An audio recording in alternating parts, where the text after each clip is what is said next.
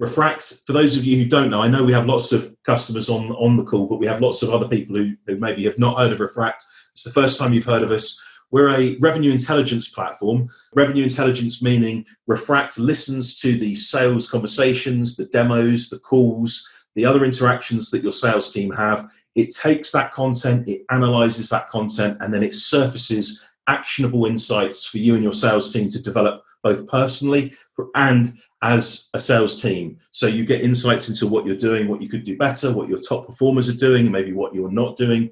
A great resource, a great tool that can be used by remote teams and teams that are in the office to better analyze and understand those sales conversations. So let's get straight to it. Rich, I'm going to hand over to you. We've got a packed agenda. I've already got more questions that I can probably answer in an hour coming through. So I'm going to pass it over to you, and I'm going to try and answer some questions on the chat. Brilliant. Well, there's the rough agenda, just to give you a flavour. I think just before we really kick in, we want to make this webinar like truly, we want to keep our word here. We want to just make this about giving actionable tactics, tips, tricks, techniques. We're going to show some real examples. This isn't just us just making this stuff up. This is actually real stuff that we do here at Refract, which helps us drive pipeline. Something a bit different to what you normally get from a webinar, which is just a set of boring slides which tell you loads of principles that you don't even know if they work or not. This is going to be real actionable stuff that you can make use of. So we're going to jump into cold calling. Rumor has it, now that everybody's, working from home, the world's coming to an end, that nobody is answering their phones anymore. Cold calling's not working. Let's start before we actually play some real cold call examples. Stu, what's your experience here? Is cold calling just gone down the pan all of a sudden? Yeah, it's definitely dead. No, I'm joking. It's been dead for a lot of years. So, people keep saying cold calling's dead and it doesn't work and whatnot. But, the truth is it's alive now, and it's alive beforehand as well. It's still alive and kicking. The early signs, in my opinion, from what the team have been doing since we went fully remote are actually positive. I think we've definitely found an increase in connection rates. We've had an increase in meetings booked. But people are just more friendly, they're more receptive on the phone at the minute. We're all in this together. Yes, it's a shit situation. We're trying to make the best of it. And we can only control what we can. And picking up the phone and connecting with our prospects is really important to do. So we've actually, with Refract as well, helped some people massively over the last couple of weeks to help them move to a remote working environment. If you've got a product that helps your customers, you should be fully confident in picking up the phone, having a conversation with them and helping them. And that's what it's all about. I even seen a post from Daniel Disney today. A lot of you might be familiar with Daniel. He's a massive social selling advocate, and he's actually saying now is the time to pick up the phone. Serious, man, check it out. Daniel shares some great content and some great social selling. That's not a dig at him, but that just shows you how much of an opportunity we've got to pick up the phone at the moment. Do you know what? We've got one thing in common with people around the world right now. One big thing in common, and that's reason enough to strike up a conversation with somebody. So you make a great point there, Stu. And I mean, just on that about how we're having more connections. Mark, I don't know whether you want to just share about some of the little initiatives that you can implement in your sales team right now and stuff that we've been doing at Refract this past week, and that's really helping to kind of drive those phone calls. Yeah, sure. I mean, so first of all, the point that cold call is, this is definitely the time to make some calls. My email inbox is being flooded, and as is everyone else's, as are all your buyers, because people are working from home. So that has become a communication channel. And not just that, every company that has got my details, hashtag GDPR, have been emailing me about their COVID-19 strategy. So, Greg's, hotels.com, all of them are just bombarding me. But the amount of cold calls I've had since I've been in isolation is zero, and that's over the last 5 days. The challenge is good data. We use Lead IQ, little plug. We use Lead IQ, and that means we get mobile phone numbers, direct dials, and we can call people up. And if my phone was to ring, I'd answer it. I'm lonely. I'm at home on my own, as is most people in the country. The key is making sure, as salespeople, we do it. Picking up the phone is something that people just don't do as much as what they should. At Refract, what we've done is we've put 2 slots in the calendar every day, 10 to 11 and 3 till 4. And the whole sales team jumps on a Zoom like we're on now. We all see each other, have a bit of crack. But then we have 60 minutes where we hit the phones. We all share our success.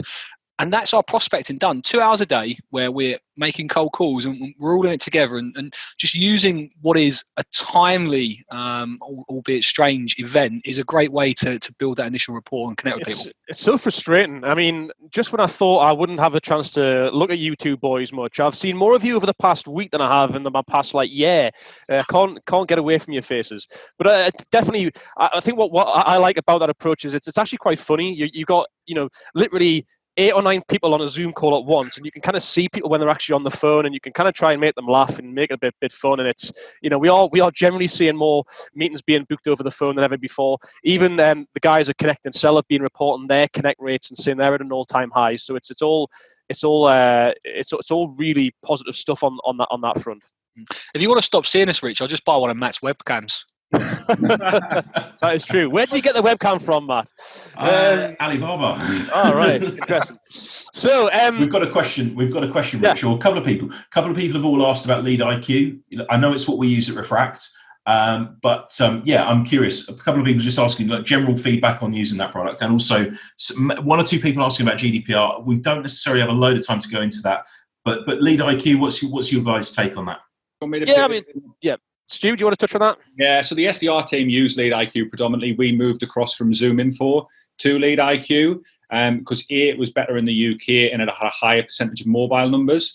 It just, if you want your team to cold call and you're a sales leader, or if you're a salesperson on the phone, just pester your manager, and you need a tool with decent data because it can cut down the time it takes to find a number, probably a fifth of what it normally takes, rather than being stuck with gatekeepers or in dial by name directories. If you're going to cold call, you simply need a tool like Lead IQ. Is it the best? Probably the best we've used, but I've only used Zoom Info, Lead IQ. There's others out there as well, but it's decent enough.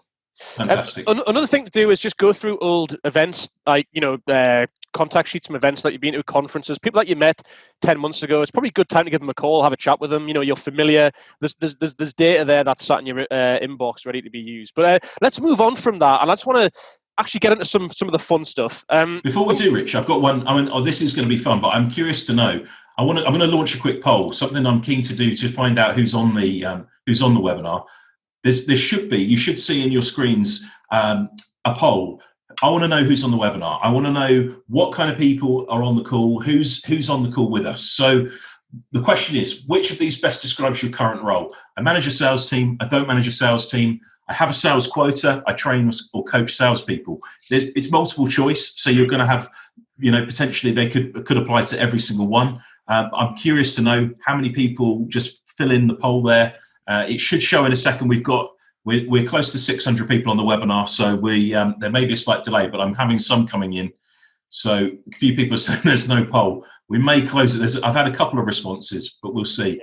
If not, just pop it in the chat. That's definitely working. But we've had, I was just curious to get a sense of who's on the call, what your role is. Do you coach a team? Do you manage a team? Do you train sales staff? Excellent. Again, tons and tons of responses in the chat, which is fantastic. While you're doing that quickly, Matt, I'll just seen a question from Ben asking when we get a call and a prospect says, "Where did you get my number from?" I just tell them. Yeah. We use a system called Lead IQ. It gives direct mobile numbers. That's where I got your number. We sell to sales leaders, so most will say, "That's interesting. Can you tell me more about it?" And we end up sending a referral to Lead IQ. So you've got nothing to hide. Just be totally honest. Yeah. Tell them you got it. Definitely. Let's end the poll. I'm guessing, not many people can see it, so we're going to end the poll there. Sorry, Rich, to cut you off, but I wanted to try and get a gauge of who's on the call. But in the chat, keep going. Keep telling me who you are, where you work.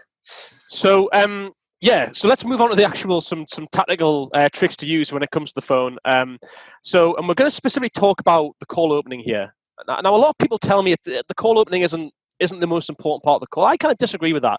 I think the first literally 4, 5, 6 seconds of a conversation is crucial, because it's in that 4 or 5 seconds that ultimately you're going to be given more time to talk by the prospect or not. And ultimately that's the key to success. You can get time on the phone with a prospect, then that's the key to success in cold calling. So Mark, I'm just going to hand over to you. We're actually going to play some real examples here and about, specifically on call openings and things that we use here at Refract, which seem to work really well for us. Yeah, cheers, Rich. So one of the things that we like to do is open up the cold call with a pattern interrupt. As Rich says, some people will tell you that how you open a cold call has no real bearing on the outcome, and that's wrong. And I'm going to share with you some interruptions that we use. So, if you imagine, your prospect that you've called, they pick up the phone. They're going to be thinking, who are you? Where are you calling from? What do you want? And the defense barriers go up, and that's autopilot mode. What you need to do is humanize yourself, create curiosity, but more importantly, break the norm, stand out a little bit from the other calls that they might be getting. And that's where we have that pattern interrupt. So I'll give you some examples of some bad ones. That would be, have you got a minute? Have you got 5 minutes? Have I caught you at a good time? Have I caught you at a bad time? And everyone's used to hearing them, and they're easy to answer. Yeah, it's a bad time. Not interested. What we do at Refract's a little bit different. I'm actually going to share my screen and play some clips. So this should work. Can everyone see? I'm on Call Explorer, guys. Can you see that? Yeah, we got it. I mean, what about this? Actual real calls that we're going to play here. It's not often that you see these on webinars, actual real life calls. So let's go ice cold. This is Paul in the team. He actually just tells people this is a cold call, an ice cold call. I'll just play that for you. We call Refract. To be honest with you, this is a cold call. It's ice cold, but it's a very well chosen one. Have you got 35 seconds so I can explain the reason for my call? I'm just about to jump on a conference call at 5:30, so you're probably right with about 35 seconds. So Paul there, he just said, I'm going to be honest with you, this is a cold call. It's ice cold. When have you ever heard that before in a sales call? And then he does say again, can I take 35 seconds? The guy, you can hear a bit of humour in his voice and his response. He says, yeah, that's about as much time as I can give you. You can see that they actually spoke for nearly 4 minutes. We've got the 35 seconds clip now. So this is just outright asking for 35 seconds of someone's time. I'll play this from Gemma. You've spoken before, but from one salesperson to another, can I take 35 seconds to tell you why I picked up the phone to you today? I'm listening. Can I take 35 seconds to tell you why I picked up the phone today? Creating that curiosity. I'm listening is the response. I tell you why I think 35 seconds works is because it sounds like a considered amount of time. It sounds like you've really thought about the amount of time.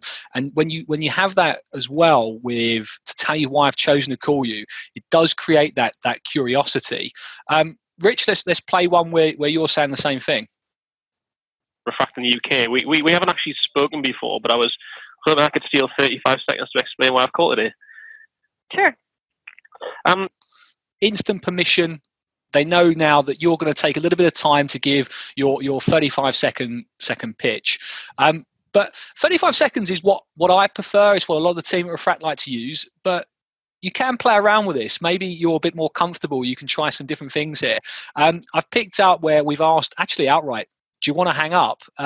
This is Rich calling a Sandler trainer. So, this guy's a sales expert. Rich just tells him outright, this is a cold call. This is Richard from Refract. I'm going to be brutally honest with you. This is a cold call. Do you want to hang up? No, not at all. I'm sorry, where are you from again? Straight away, and you can see this cold call lasted for over 7 minutes where Rich has just said, like, look, I'm going to be honest, this is a cold call. Do you want to hang up?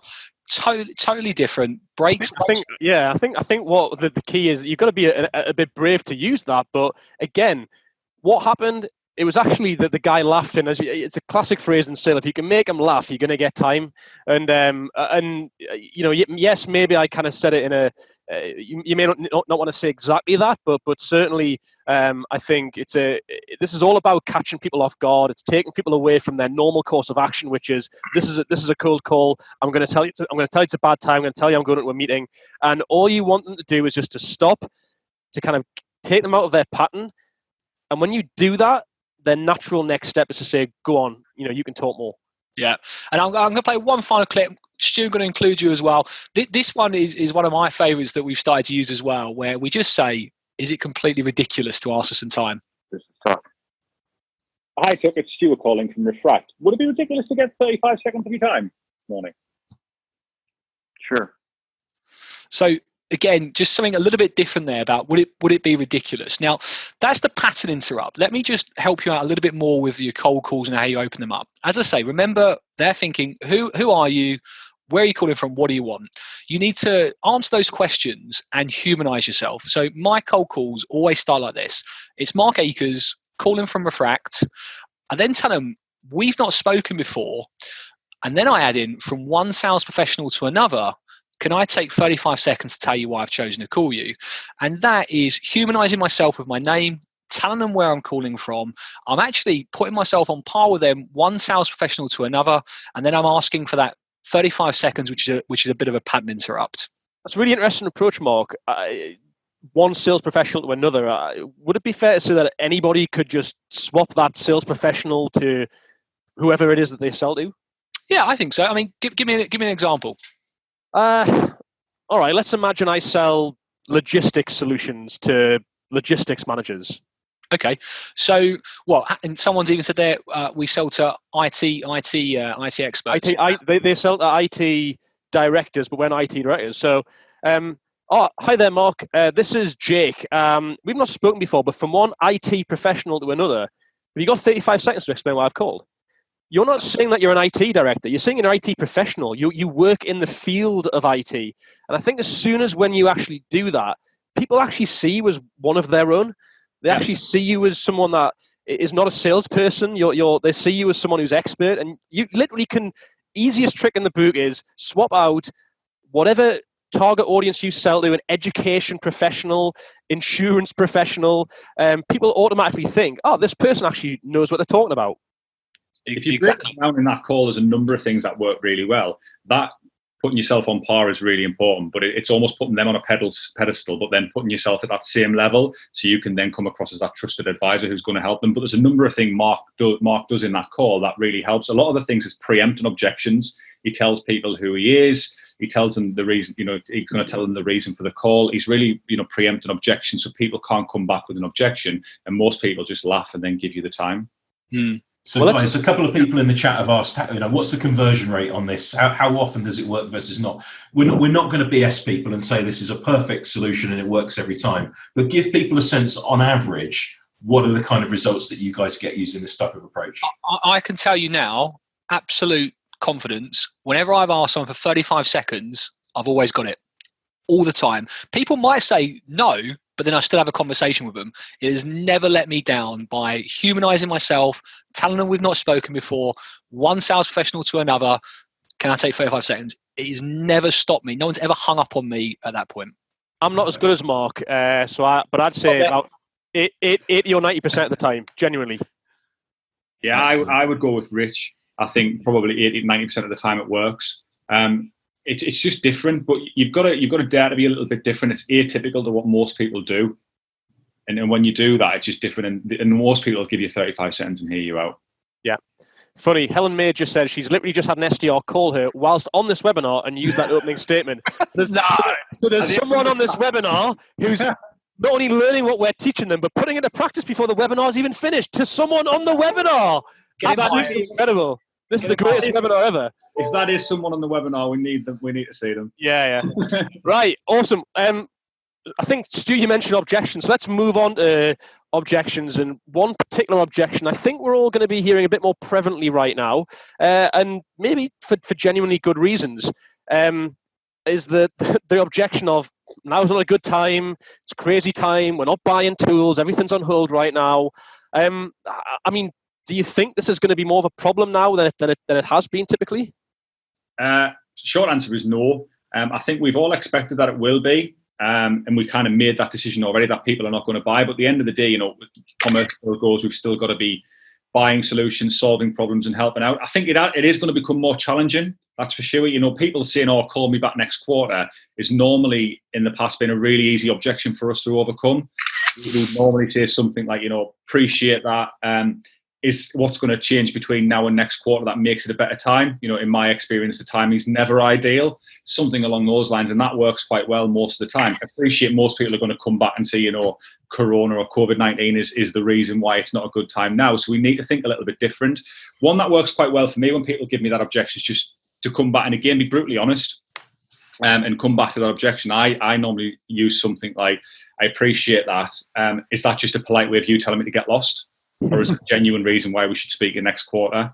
And most people will come back and they'll normally just say, oh, I'm just really busy at the minute, Stu. What about we schedule some time to speak tomorrow? Or they'll let me continue with the conversation. But appreciate that is more topical now at the minute. But I think we've got to be careful not to preempt what people are going to say. Pick up the phone and find out. But we're certainly not finding that objection particularly more than what we did beforehand. Well, let's actually do a bit of role play now. For those of you who love this kind of stuff, Everybody loves role play, don't they? Apparently so.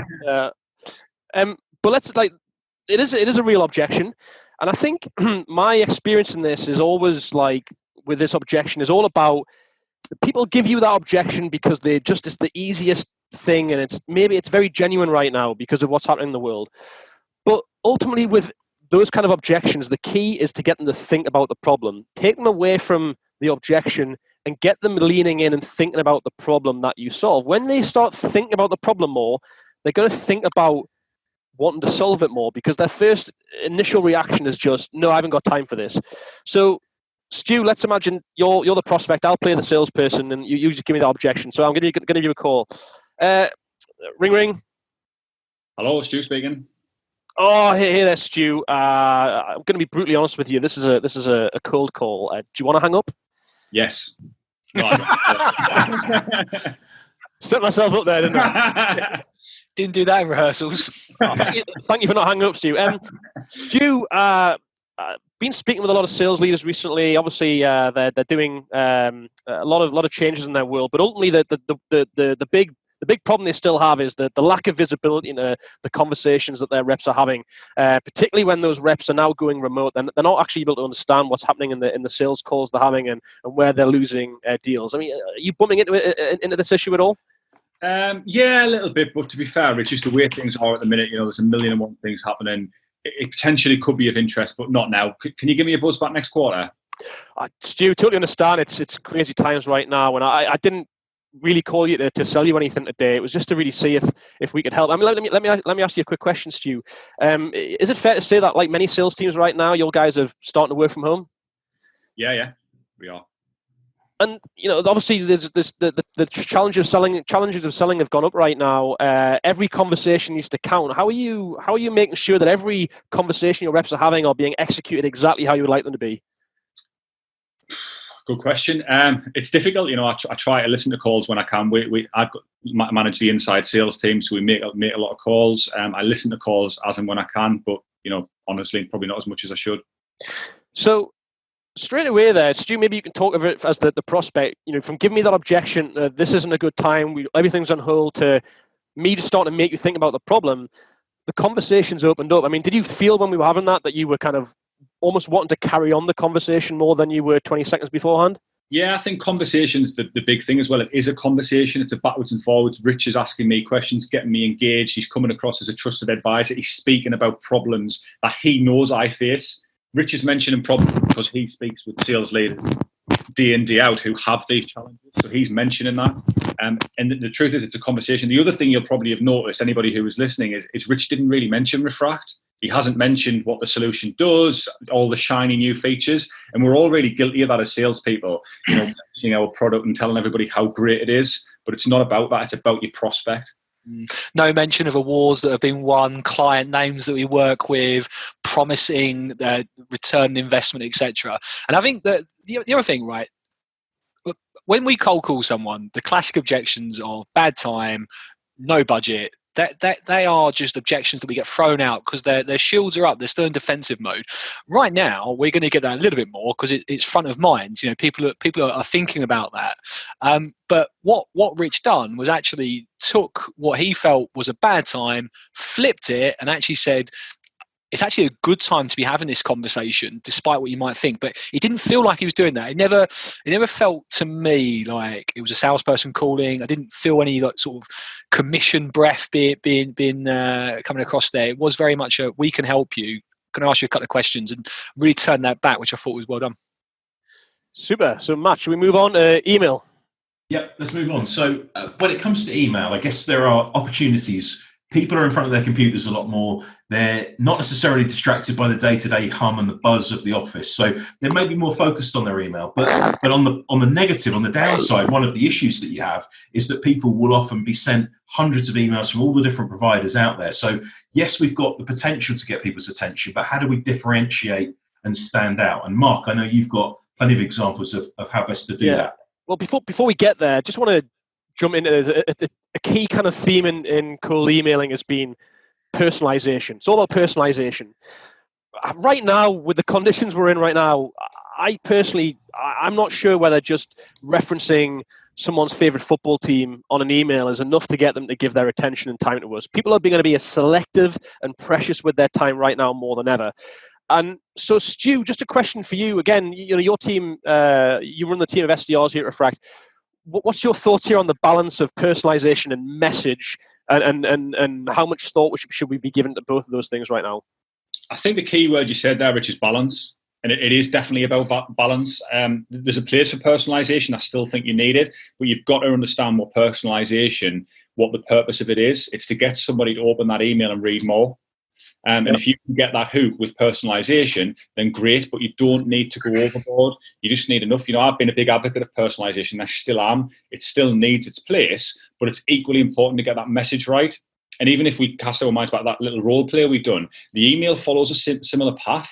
You've got to lead with problems that your solution solves. Be that trusted advisor, know what your product helps with, and do that. But don't be afraid to ask questions as well, as you did on the role play. Ask your prospects a question, and find out, and be genuinely curious. And the big thing at the minute, which seems to be doing the rounds, and one of the reasons we're doing this as well, is to give something back. Yeah. Well, so just on the go on, Mark. I was going to say, I think a key thing that Stuart spoke about there is problem solving. And I think just as sales professionals, one thing we can all do, and just even to check sanity of your own pipeline, is look at the opportunities in your pipeline. Just think to yourself, what's the problem that I solve for each of these deals?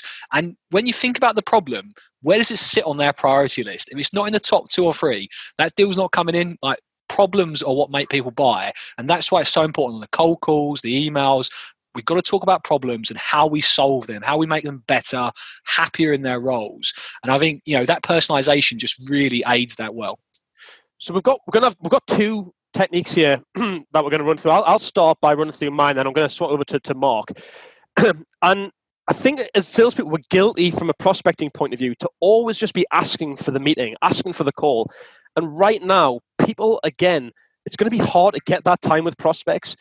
And right now we should be thinking about giving stuff away, making deposits as they're being framed, and not asking for anything in return. Because when you give stuff away, you're more than likely going to be the first person that your prospects are going to want to give their time to, whether that's next week or in 2 months' time. I just want to share an email that I sent out, a real email. So, Matt, if you can make me presenter and I can share my screen. An email that I sent out, which I think I sent this to about 50 of my ideal target prospects. And I actually got something like a 50% response rate on this. And the whole idea behind this email, again, I want everybody to look at this example, and you can start to use this yourself. I even recommend you doing this tomorrow. I'm just going to zoom in a little bit as well so we can all see that. So the idea behind this email was I sent it to a list of 50 people that I carefully selected. And the whole concept of this email was talking about an article that I wanted to write. I want to write an article, and I wanted to include the individual in my article. In other words, I wanted to quote their own thoughts and opinions on this topic that I was writing. So first of all I was asking for them here was for them to give a quote.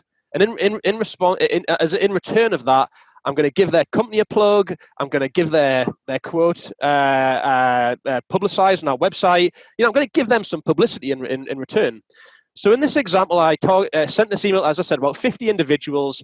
It was referencing an industry article about sales coaching. The specific topic was around how seriously coaching is taken in an organization. Should it be taken more seriously by more senior people in the business?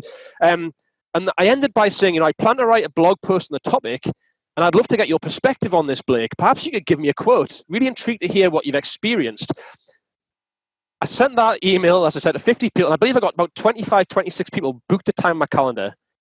And that conversation was not me selling to them. It was me just asking them opinion. I had a few questions lined up, got their input, said I was going to quote them in my article. I did create the article. It'd be create a nice bit of content. Lo and behold, what happens in those conversations and those phone calls I was having with the prospects? At the end of the call, I said, "So, Rich, tell me about Refract. What do you guys do?" It opened up a conversation. Not every conversation, but it opened up some conversations. And for those that it didn't lead to that, what it led to is I became more familiar. I was seen as someone who actually had given something away before I asked for something in return. And I think everybody could do this to their target audience. Think about a topic, an industry report, a discussion, a debate, and ask people if you can quote them in your own articles. So that's my technique. Mark, I'm going to swap over to you so you can share one of the email techniques that you've used recently to great effect. And again, this is all stuff that can be leveraged by anybody in this webinar to great effect. Yeah, absolutely. So this is something that everyone can do in the next 24 hours. What we're talking about here is building pipeline in a difficult time. But think about the last 12 months. Think about all the opportunities that you've been working on, and for some reason, they didn't buy. You'll have loads. What you can do is send a really simple reactivation email. I'm going to show you an email that I've sent out, but I'm going to first of all just talk about how I fine-tune that. So a reactivation email is a really short email, direct to the point, asking one question, and it focuses on the biggest problem that you solve, and it's asking, is this still of interest? Are you still thinking about this problem? So I tried a few different ways out, couple of different subject lines, couple of different bodies. The first one I sent out to 7 people. I got an 86% open rate with a 57% of that 86 replying. Tweaked it a little bit, sent it to 8 people, got a 100% open rate and a 38% reply rate. Again, fine-tuned it. We go to the next slide. Sent this to 21 people, 62% open rate and a 38% reply rate. Like, these are really high open and reply rates. And let me just show you what that reactivation email looked like. Here it is. So on the 21st of November last year at 11:20, I sent Bradley this email. Subject line was Bradley, quick question, ... That created intrigue and interest. Then look how simple this email is. I stripped it back. I removed the signature, any marketing in the bottom there. I just put, "Hey Bradley, are you still interested in improving your team sales conversations moving into 2020? And that's it. No sign off, no call to action. One question, talking about the biggest problem he shared with me, and I'm asking, are you still interested in this? Now, 1 minute later, look at the response I got. Yes, I'm still interested. Next thing I did, picked up the phone and I said, "Bradley, if you're still interested, what do we need to do to make this happen?" Bradley told me that it was his boss that stopped this from happening last time. He thinks he can get him back on board. Bradley was a hell of a champion, but next thing we know, we booked in a meeting face to face. I went and saw Bradley. I went and saw Russell, and like this email inbox of mine from start of end of January. Sorry, you can just see obviously all the steps we went through. Ended up bringing them on board as a new client, all because I asked one question. About 12 months later, just, are you still interested in this? Everyone here can send a reactivation email to everyone that didn't buy in the last 12 months. As simple as that, asking one question, and you will get responses and you will get your old pipeline reactivated. Everyone give it a go and tag me on LinkedIn. I want to know how you get on. Well, another twist on this, guys, is from a marketing perspective. I mean, my role is to produce content that people download in exchange for the contact details. The reactivation email can also be applied to themes that appear within lead magnets that people download. So if somebody, for example, has downloaded our sales coaching handbook from our website, the reactivation email could read, "Are you still interested in sales coaching?" or is sales coaching still relevant to your role in 2020? So it can be used for marketing and more direct sales approaches. I'll give a couple of tips as well, like emails that we use. Another one, which I haven't got any examples to share with you, but what we use a lot, if somebody goes quiet, they don't turn up for the discovery call, or they don't turn up for the demo, or you've just lost that kind of next step in the calendar, is we send an email, just the subject line, and we put, "Did I lose you?" customer name, whatever it may be, question mark, nothing in the body of the text. And the response rate we've got for that is huge. I'll give you another quick tip that you can all take away. So we want to make sure that there's things that you can actually use and put into practice. Whenever you get a new customer brought on, whether it's yourself or one of your colleagues, whoever that customer is, find 3 or 4 of their competitors and prospect them as a matter of urgency. Hopefully, when you put in new deals as well, we tend to, when we get a new client on board, we put it in Slack, and we'll also say the reasons they bought, which is the problems they solve. Those problems are likely to be experienced by their competitors as well. So not only have you got a list of prospects you can go after, but you've got the likely problems that they're facing as well. And it's a really compelling message. And if you can even go back to clients that you've won over the last 12 months and prospect them as well, and it's going to get your pipelines really far quickly. I mean, everybody on this call, let's imagine at the lower end, you signed up 10 customers in the last 12 months, for example. Even if, as an SDR or BDR, you booked some meetings over the past few months, go through those meetings and find their competitors and reference those competitors in your reference that you're working with one of their competitors in your email. Everybody could rapidly create a prospecting list of 40, 50 plus contacts they could be going after tomorrow. I just want to go back to Mark's reactivation email. I just want to kind of put my perspective on why I think that email works so well. I don't know if Matt, if you can share that email again. While I was just bringing this up, I would encourage everyone to screenshot this, because you can take this template and start using it immediately. Yeah. So I think there's two key things why I think this email works so well. The first one is the brevity of it. It's literally one sentence. This is almost Mark saying to Bradley, I'm asking you one thing here, and all I want is a short response back. He hasn't sent a long email. He hasn't kind of said, there's an expectation here that he needs a big, long response back. It's just a very, very brief question that Mark said, listen, Bradley, all you need to do is give me a very short answer back. The second thing is he isn't saying, hey, Bradley, are you still interested in buying Refract? He's not mentioned Refract. He's just referenced the key problem this guy mentioned he had 12 months beforehand. And I think that's key here. And the guys came back and said, yeah, I am still thinking about it. He's not saying, yeah, I'm still thinking of buying Refract, because I don't think prospects would want to kind of show their cards in that way. So yeah, here's a bit of homework for everyone in this webinar. Reactivation emails. Look at everybody who didn't buy from you over the last 12 months. Get these emails sent out tomorrow. See what you get back. Right, okay, so we're going to move on now from email, and hopefully everyone's finding this really valuable, because we are using, actual real material here. Also, please feel free to connect with me, Stu, Mark, and Matt on LinkedIn. Drop us a connection. We'd love to be connected with you on LinkedIn in the meantime.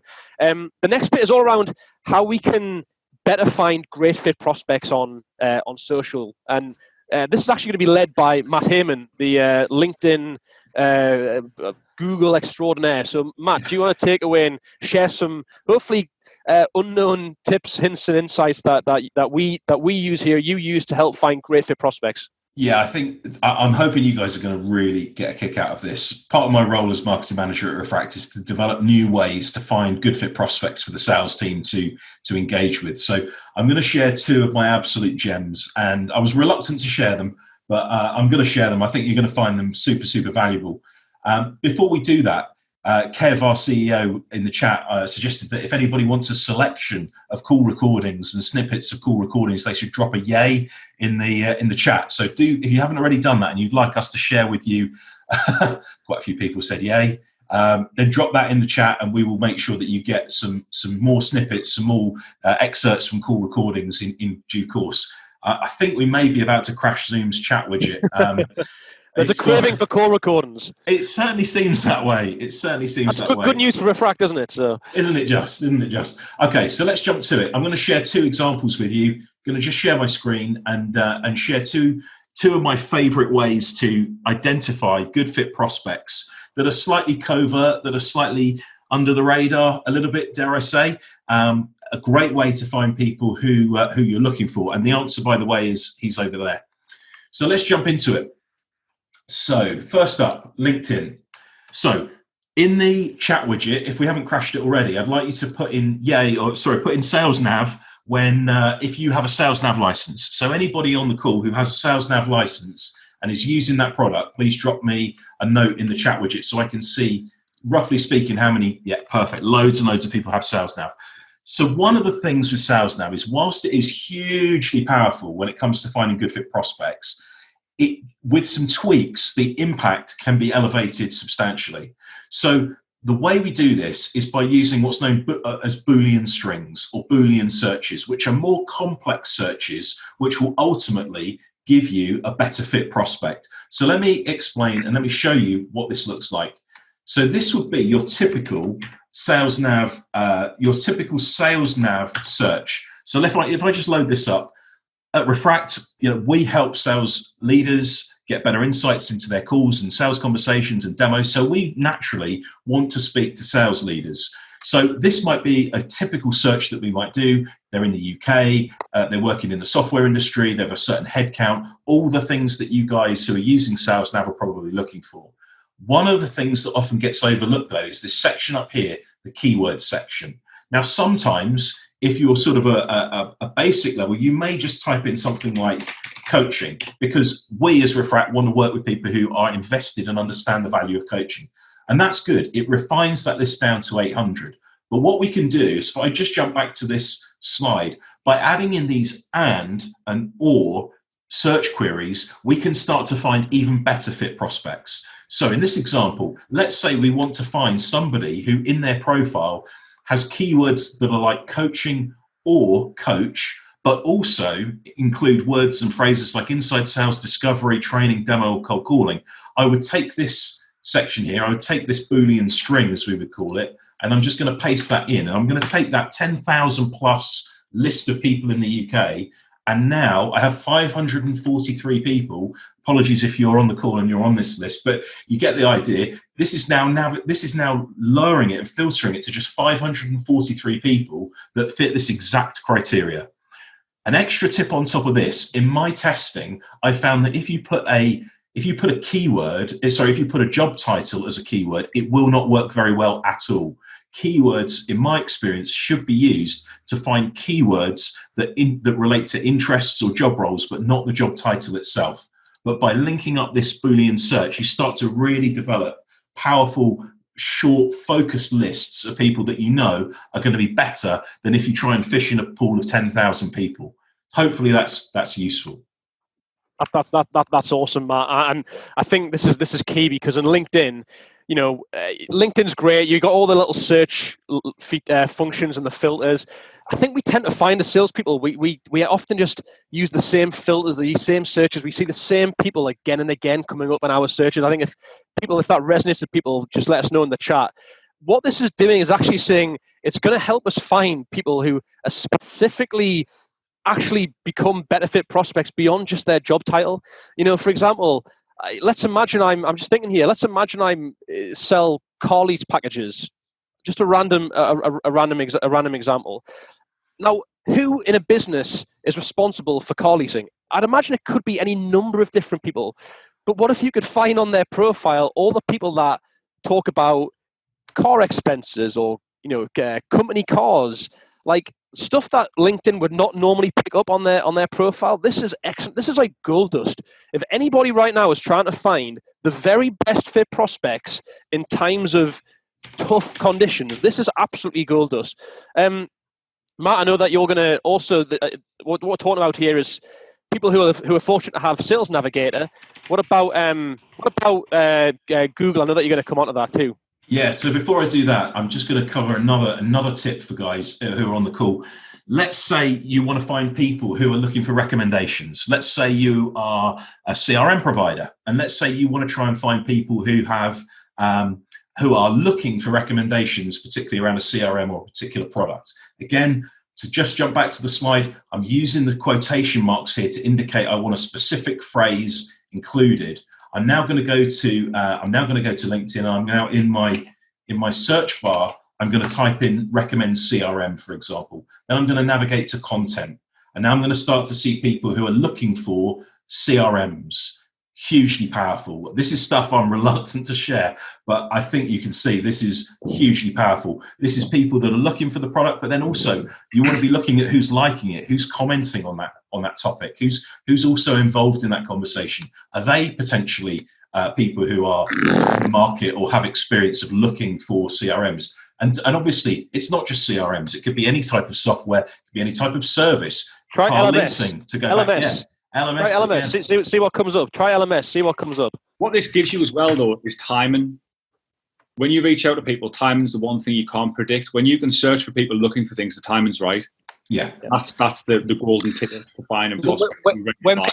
When people are searching, it's a problem that they're looking to solve. Like, they're actively looking, and when you can be timely with the right problem, the right solution, like you say, Stu, it's just perfect. So that's a little bit of a glimpse into some of the slightly darker arts of LinkedIn. Now I'm going to share some more examples off of Google, and one in particular that is extremely powerful and probably isn't talked about much, for good reason, because it's really, really good. Many of you you may not know, Google indexes LinkedIn. So when Google goes onto websites, it will scrape the website, it will look at the content, it will look at the way it's structured. Google does that for LinkedIn.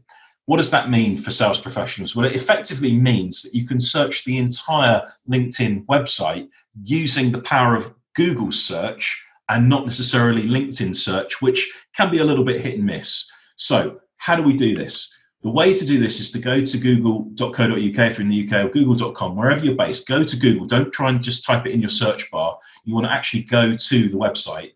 And what you want to do is start off with a search that looks a little bit like this. So if I jump back, it might be slightly clearer if I jump back to the slide. You want to type in site:/uk.linkedin.com and then the word in title, : and then in speech marks, a word or phrase. And what this is going to do is it's going to show you in Google all of the pages on uklinkedin.com. So for those of you outside of the UK, insert whatever your region is here. It might just be linkedin.com if you're in the US, it might be CA if you're in Canada.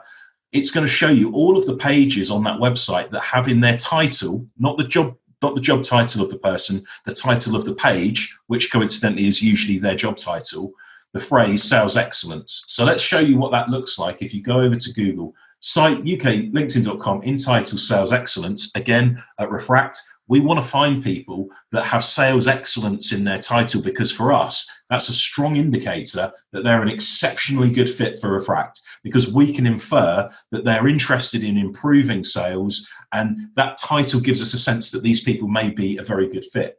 However, it's not quite done just yet. This gives us a starting point. It shows us jobs, it shows us some profiles, but it also shows us articles and other content too. So we need to refine it further. And again, drop me a DM on LinkedIn and I will share a more comprehensive list of these. We then need to refine it. We then need to say to Google, I don't want you to show me all of those pages. I just want you to show me the pages that relate to a person. And the way to do that, I have it already built in, is to remove, that's what the negative sign is, remove any of the pages that relate to jobs, salary, articles, which is Pulse on LinkedIn, or a company. If I hit enter now what I've got is a list of potentially 200 people that within their title on their page, and therefore their job title, have sales excellence in their role. Now, hopefully, most of you can start to see how powerful this can be, because you could start to add in additional words and phrases, specific job titles. Interests might be another one. So I was going to ask the question, Matt. I was just thinking like personalization here. What about trying to find people in sales excellence or in sales who have golf as an interest? Because maybe that's a nice bit of personalization. Someone, if you share a mutual interest in golf, does that work? Yeah, so here we go. So it's not going to be perfect, because Google's not clever enough to know that it relates to an interest, but it's just going to find you any pages that have golf within them. So you've got here, in fact, let's do sales excellence, because that's a more specific list. So yeah, exactly. So here we go. Top. I know him. Paul Fielder, I know him. I'm going to reactivate him in a minute. So you can see this person, Suvi, head of sales excellence at Next Group. And then you can see here, they've got a reference to golf travel enthusiast.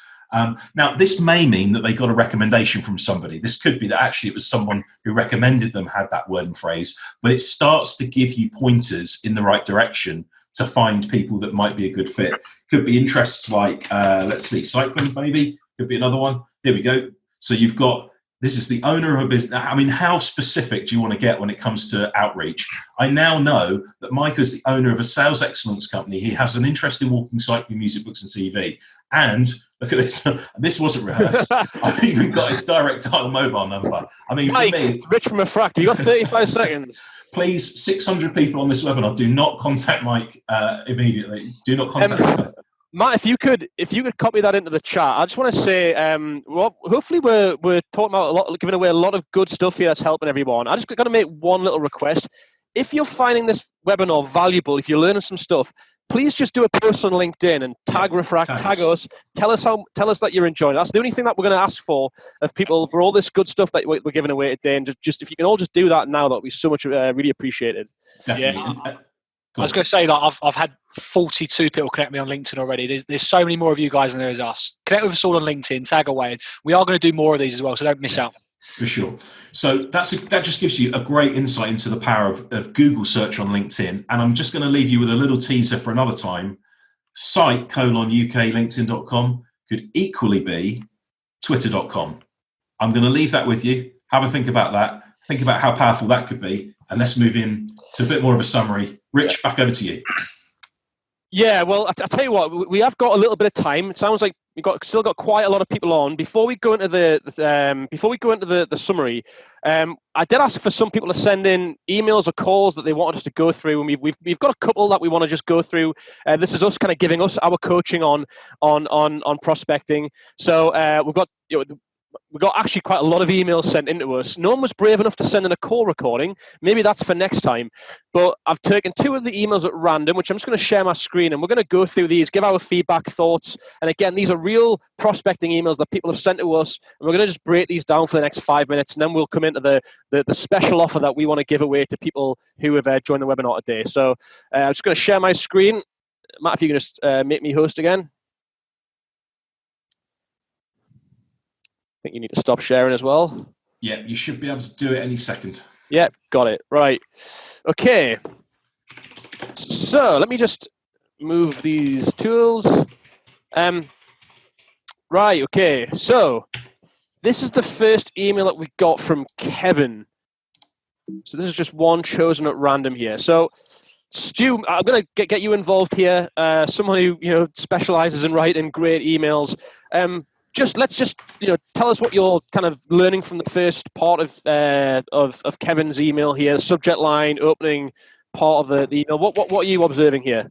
Yeah. So bearing in mind, most people probably read this on their mobile, and the only thing they would see is a request for help. What I've seen as soon as I've moved down, though, and this is an even bigger thing for me, is the we's. This is all about Kevin. This is not about the prospect. We have found. It's all about his product, him and his product. What's in it for the customer is my first, or the prospect. There's not a lot that they're going to get from that. The subject line, quick response. It's short, I guess, but it stinks of being a sales email, if I'm honest. Quick response is quite a salesy email.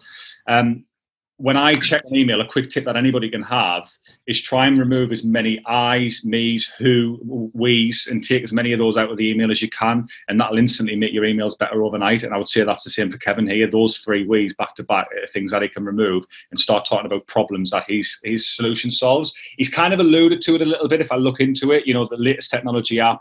Let me just move this out of the way, sure you're not missing out. Yeah, fill vacancy seems the problem. And communicate instantly with the candidates. This is what I'll be leading with, Kevin. Telling how you're helping similar people overcome these challenges. Yeah, Mark, what's your how do you think Kevin could strengthen this up a bit as far as the problem side that Stu's talking about? Yeah, first of all, just reading some of the comments as well. I think we got to say fair play to Kevin here. He's put himself forward. He's shared. Yeah. He's been a good sport, so we can all learn. I think looking at the email, first of all, I feel like this could have been sent to 1,000 people, like a Malmer's job. And I think that's probably the biggest thing that I would give some feedback on. It doesn't feel like it's been specifically written for Stuart. In terms of that personalization about the problem, I think that's what we've got to lead with here. Like if you can't always personalize. Sometimes you just can't find information. And let's just give Kevin the benefit of the doubt. Maybe there's no information out there. I would just be talking about the problem that you solve and just asking, does that resonate with you? You know, we help fill vacancies and communicate instantly with candidates. Is that a problem that you're running into? Does that resonate with you? Is this something that we could talk about? That would be my biggest takeaway. I'm conscious of time. Yeah. On the basis of time, we are coming to an end. There are more examples. Hopefully, we can go into these in more detail next time. I'll tell you what.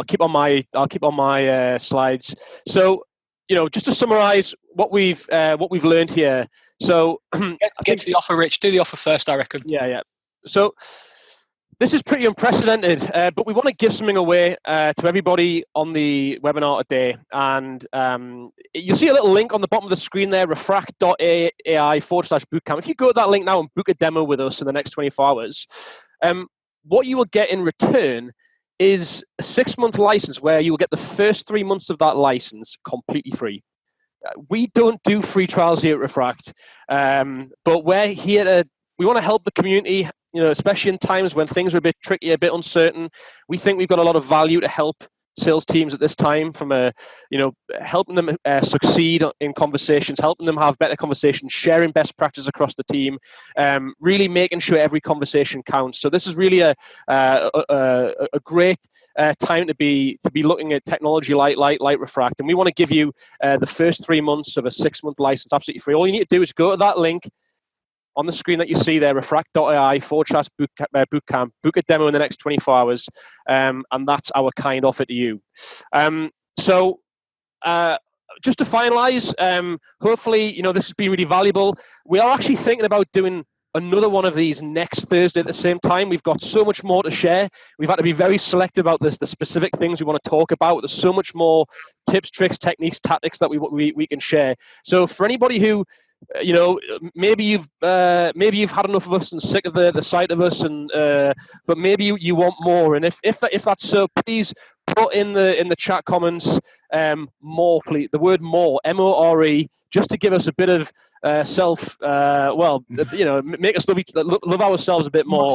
Ego, Rich, is that what exactly. I mean, we all need to love ourselves a bit more right now. Let's face it. In these times of but get specific, guys, as well. Get specific. If you want more, give us an idea of what's going to be useful to you. Is it the cold calling? Is it listening to calls? Is it more LinkedIn hacks? Is it like whatever it is that's going to make this the absolute thing that you will move heaven and earth to attend? Put that in the chat. That's what we want to know.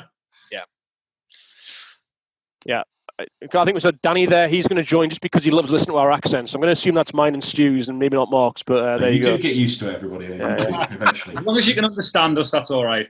Yeah, it's cold calling LinkedIn hacks. Choose some Sucker AM has been put in there. I've had that a couple of times. What a bloody nice bloke, James. He is. He's going to put. I tell you what, it's got thick skin. Let's get James on. Don't you think you look more like Gary Barlow? I'll take that. No, right, whilst you guys carry on, we've got a bit of extra time, and there are still at least nearly 500 people on the webinar. You've got questions. We've got time. We may get cut off at 4:00. I'm not exactly sure if that's going to happen, but if you've got questions, put them in, and we will ask them. These guys have got extra time. They don't mind talking. You can see that. So let's keep going. Put some questions in the Q&A, and we'll keep going. We'll keep going for as long as we can. Give us some more of your questions, and we'll keep going with those. So let me go into. We've got lots here. I mean, we've got huge amounts. I think people want clarity. Like, this has been recorded. We will share that recording. Yeah. Is one of the questions, where do we start, Matt? Let's assume it is Rich. Go for it. No, so I think I've seen. If I go back to some of the early questions around. I think one of the questions I saw before was I sell to compliance teams, and this now is just not a great time to get in touch and to book meetings with people because they're, stressed now over, COVID-19. And what do I do?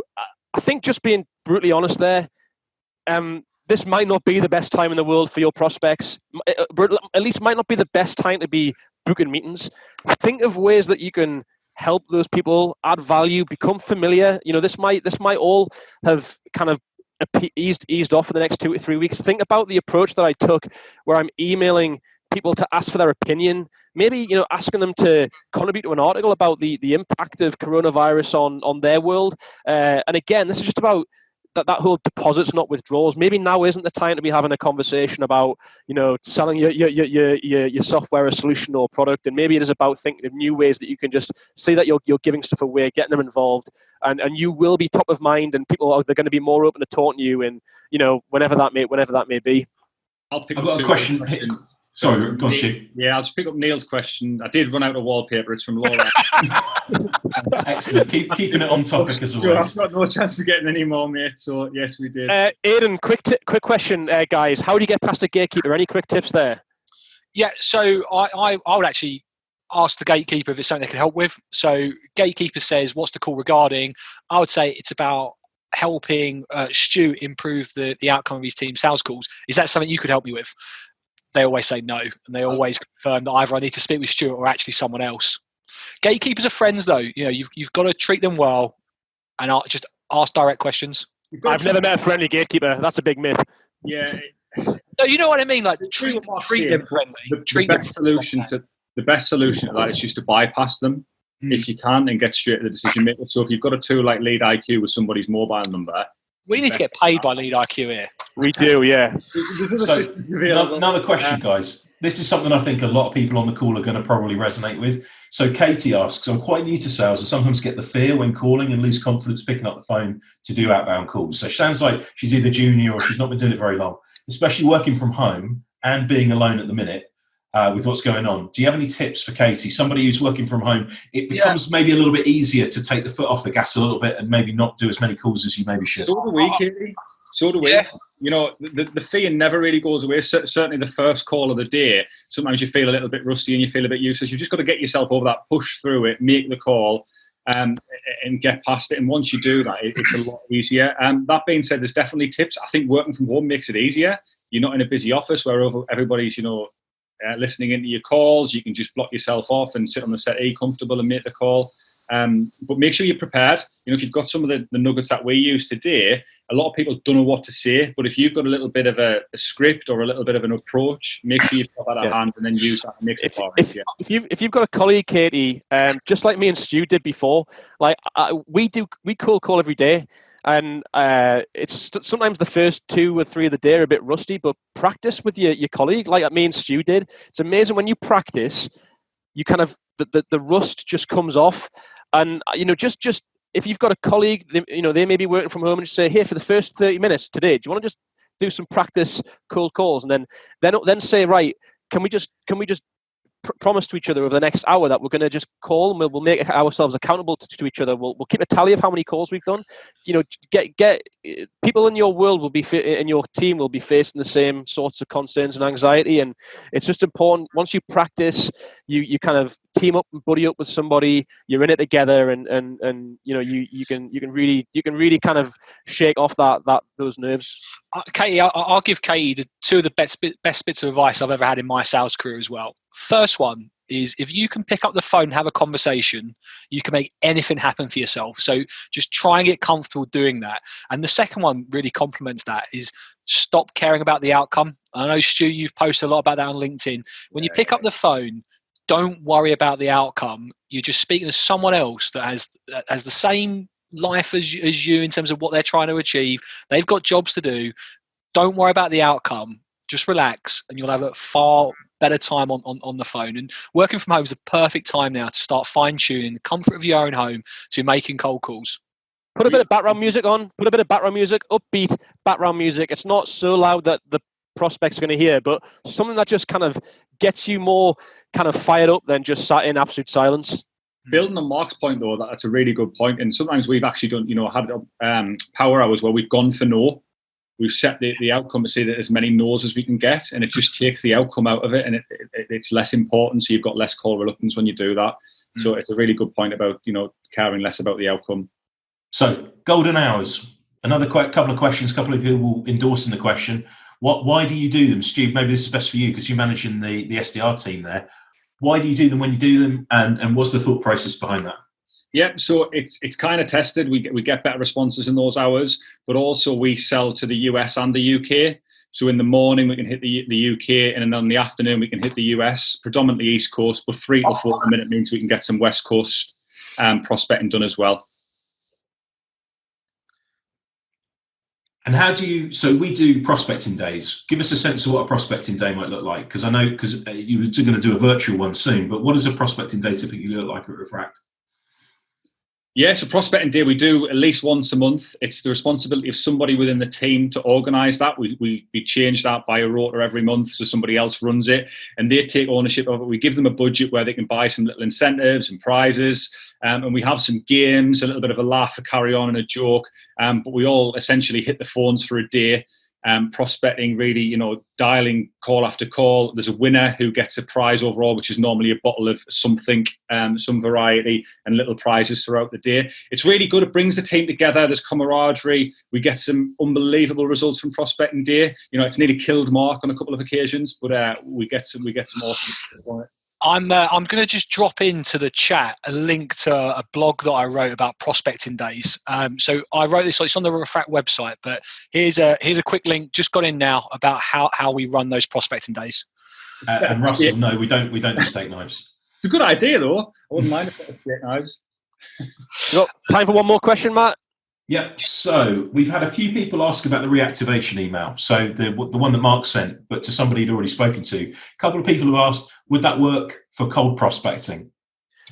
Probably not as effective, because you haven't had that conversation with that prospect. You are a cold salesperson, and so it's a bit out of context. I think it works really well with people that you've spoken to before. However, I definitely can see that there is and I've seen examples of this, that I don't think we've particularly tried this as a team, but I have seen examples of other salespeople use this from a cold prospecting point of view, where they just ask a very simple, very short question as part of their email, because ultimately what you're doing there is you're just asking a question, trying to garner a response. I mean, one of the things that a guy on Stu's team, John, one of the SDRs here at Refract, one of the things he actually does, a bit different, is he has had great success on LinkedIn saying, "Can I ask you a few questions?"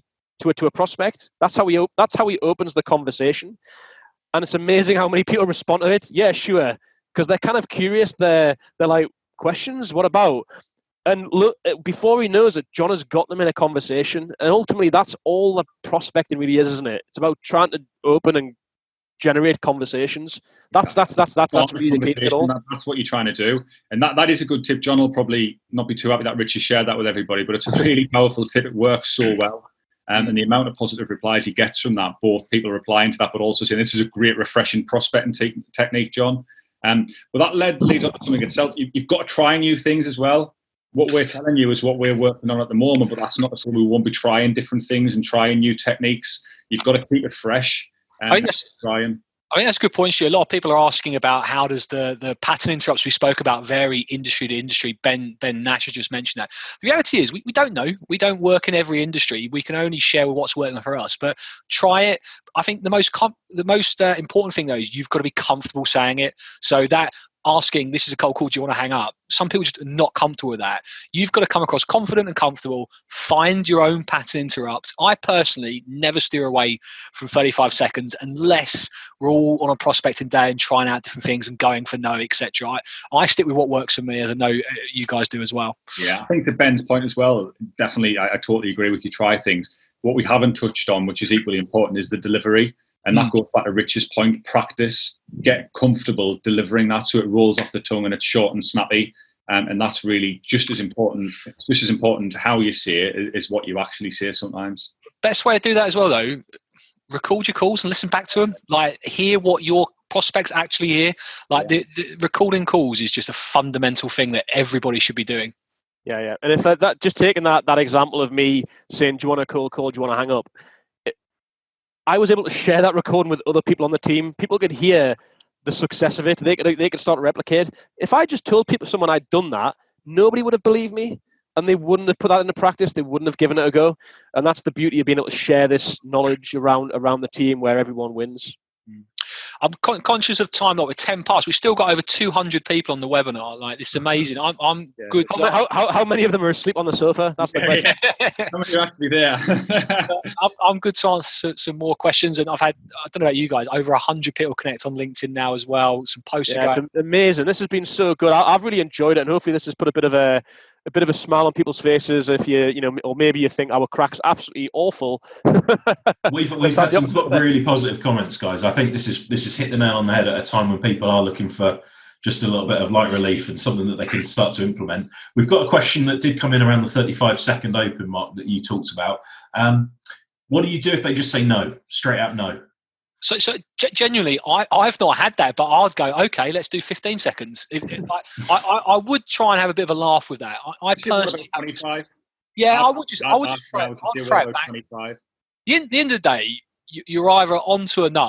You might as well just throw something else at them and see what happens. The reality is, another person did ask. They said, "What happens if you get a no? Does that sort of burn your chances for the future?" My reply in the chat or in the Q&A was, they probably won't remember anyway. I'm guessing that would be your advice too. And do you know what?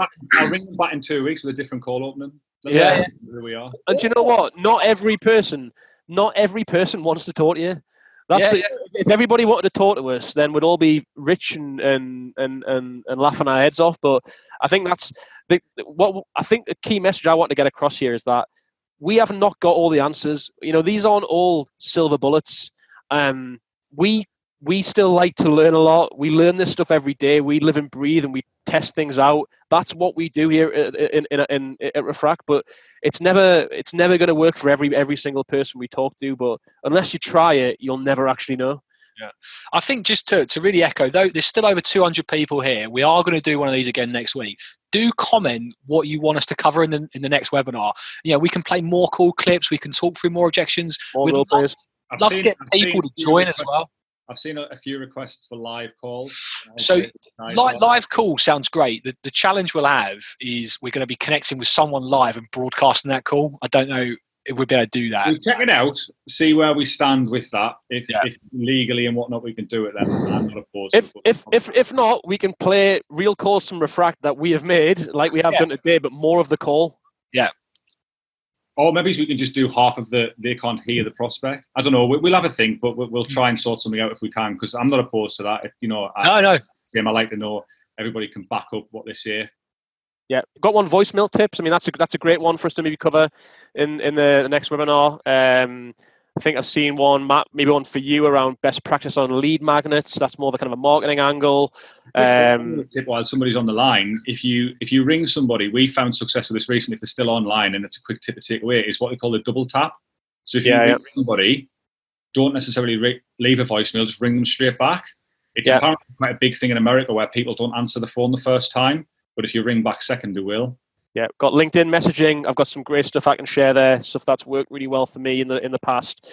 Some awesome. Well, I feel like we've run our course. I feel like people are itching to go and try some of this stuff out. But yeah, we'll definitely run another one of these next Thursday. Hopefully, have a similar turn up. I'm really. Let us know how you get on, guys. If you do put any other tips into practice, let us know you get on. We're genuinely interested. And if you've got any other ideas that you're working that's working really well, please share them. Yeah, share. We'd love to get people to join the webinar. Come on with their webcams. You do get a chance to promote your business as well. Share with us what's working for you. Tag away on LinkedIn what you've taken away from this as well. We'd love to hear that it's been helping guys in what is strange and difficult times for all. Yeah, and everyone stay safe. Yeah. Great. Thanks, everybody. Thanks for joining us. Thanks, guys. All right. See you all later. Recording on its way.